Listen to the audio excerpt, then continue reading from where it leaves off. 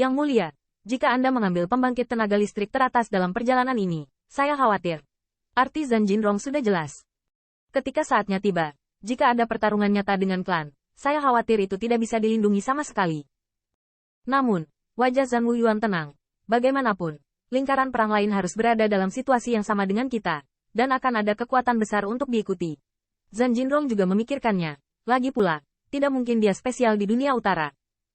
Soal pemilihan pembangkit tenaga listrik teratas, Zhan Jinrong masih akan sedikit pusing di 1:1. Tapi tiba-tiba, dia memikirkan seseorang sendirian. Namun, ini sangat penting, dan lingkaran perang lainnya mungkin memiliki Dewa Surga setengah langkah yang memimpin tim.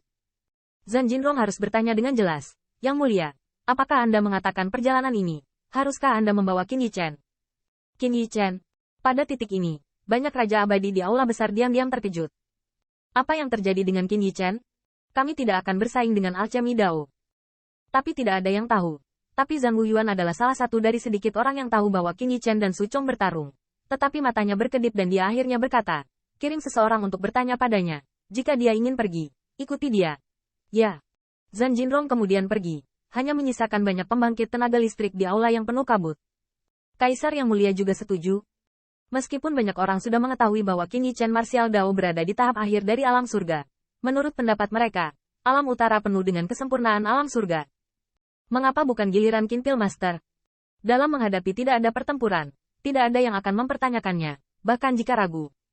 Pada saat yang sama, masyarakat di depan Tinghu. Yang Mulia, 1000 orang-orang tua hanya menolak bersulang hanya untuk dipaksa minum. Pria tua itu perlahan berbicara tentang awal dan akhir lingkaran perang selatan dan nadanya semakin marah. Setelah Jie Fan mendengar, wajahnya juga memiliki beberapa titik suram. Tetapi tidak terlalu marah. Tetapi malah mencibir. Orang Gunung Seribu itu sangat licik. Ini adalah alasan yang diragukan. Setelah mencibir, saya melihat Jie Fan Dao berkata, jika kami tidak menyebutkan masalah ini, kami tidak akan dapat menang. Bahkan lebih tidak mungkin membicarakan 1000 gunung tanpa pertempuran. Saya mendengar bahwa 50.000 tahun yang lalu batu giok kuno telah dikumpulkan. Orang tua itu menundukkan kepalanya. Membalas Yang Mulia, dunia selatan baru saja merilis berita. Tolong minta dunia besar untuk bergabung dengan kami dalam membawa batu giok kuno ke dunia selatan. Jie Fan mengangkat alis.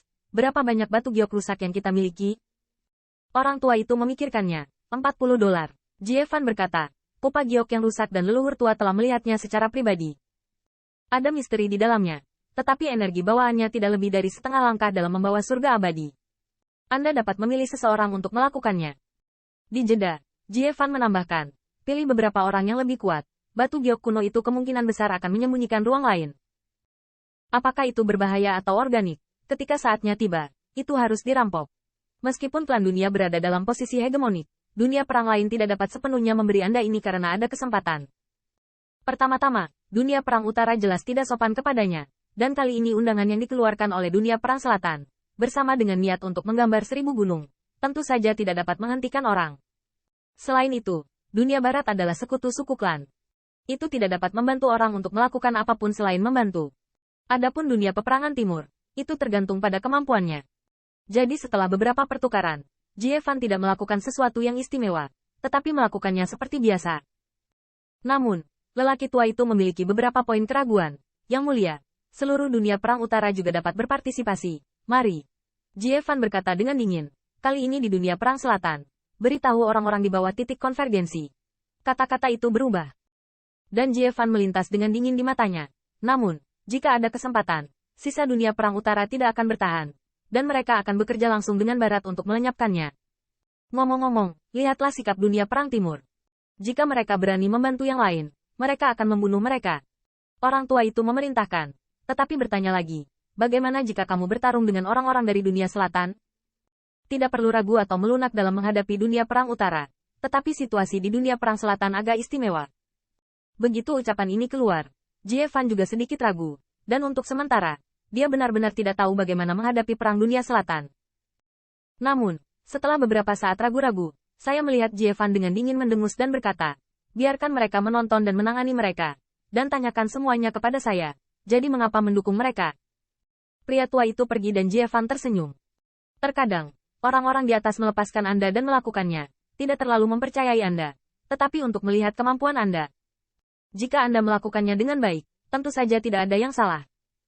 Jika tidak berhasil, pada saat yang sama, dunia barat dan dunia timur juga memiliki sikap yang sama. Setelah dipertimbangkan, mereka semua memanggil pembangkit tenaga listrik yang mulia. Pada saat yang sama, di halaman, setelah mengetahui bahwa Zhan Jinrong datang mengunjungi Qin Yichen, dia sedikit mengernyit. Maksud Tuan Kota kemungkinan besar akan ada peluang besar dalam perang saudara kali ini. Zhan Jinrong menundukkan kepalanya, dan Qin Yichen bertanya, kamu dan Tuan Kota juga memimpin tim, dan ada hampir 20 Raja Abadi. Lalu, di dunia perang lain, situasinya harus serupa. Zhan Jinrong mengangguk lagi, dan kemudian dengan ragu berkata, ini kira-kira masalahnya, tetapi Anda harus mempertimbangkannya dengan hati-hati, Yichen. Tidak seorang pun.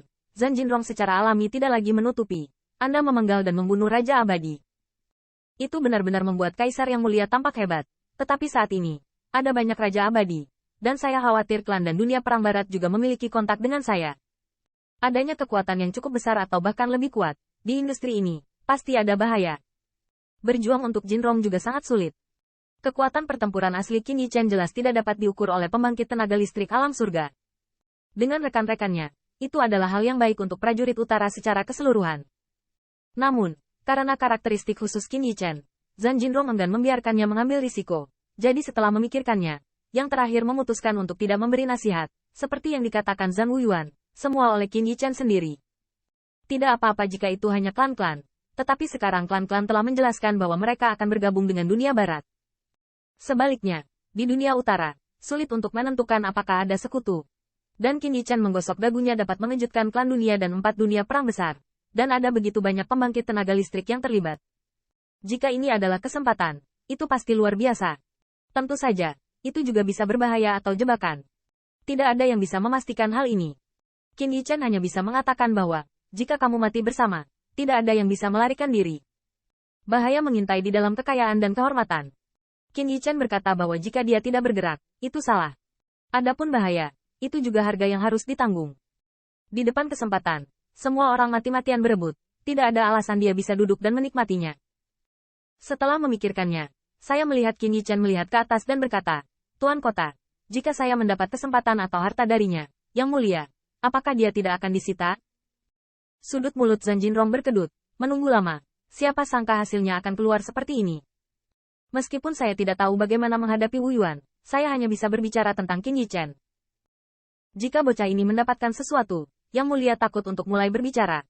Akibatnya, Zhan Jinrong berjanji, yakinlah, ini harus menjadi kesempatan Anda. Tidak ada yang akan mengingini. Qin Yichen lega, tapi dia sedikit ragu. Tuan Kota, biarkan aku melihat pecahan batu giok kuno.